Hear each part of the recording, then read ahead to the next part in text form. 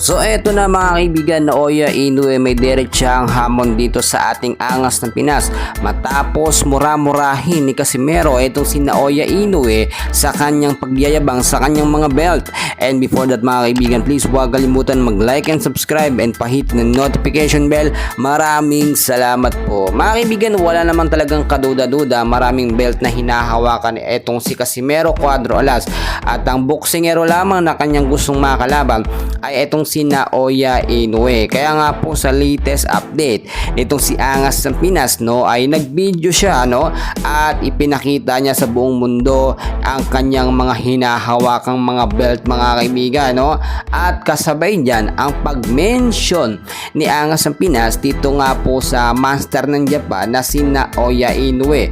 Bukod pa po diyan ay harap-harapan ding minura nitong si Casimero Angas ng Pinas etong si Naoya Inoue. Na alam naman natin, maraming may update or nagsasabi o mga mata itong si Inoue dito sa mga boksingero prospect na boxer na kanyang posibleng makalaban at si Angas ng Pinas ngayon mga kaibigan. Siyempre yung pride ng Hapon ay tatamaan ng ganon. Disrespect po kasi yon sa isang undefeated boxer na dapat hindi po ginaganon or minumura. Okay lang nang mag-joke-joke yabangan mo ang isang boksingero, pero yung mumurahin mo hindi po yun maganda, especially sa mga taga-Japan mga kaibigan. Meron po silang mga hindi magandang pangitain pag minumura mo ang isang boksingero mga kaibigan.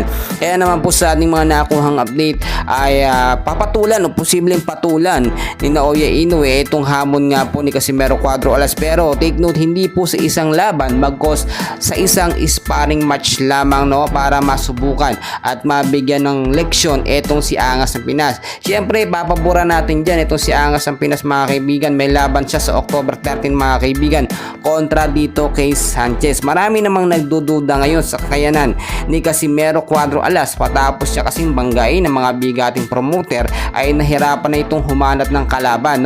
Tignan niyo mabuti, kay tagal-tagal na ng huling laban itong si Casimero kay Yukimori Ogoni pa mga kaibigan, at ngayon lang ulit siya magkakaroon ng laban dito kay Saul Sanchez. Ang sinasabi ng ilan, kayang-kaya daw ito ni Casimero Cuadro Alas dahil mahinang boksingero lamang daw etong si Sanchez, pero hindi tayo pwedeng magsalita ng tapos mga kaibigan.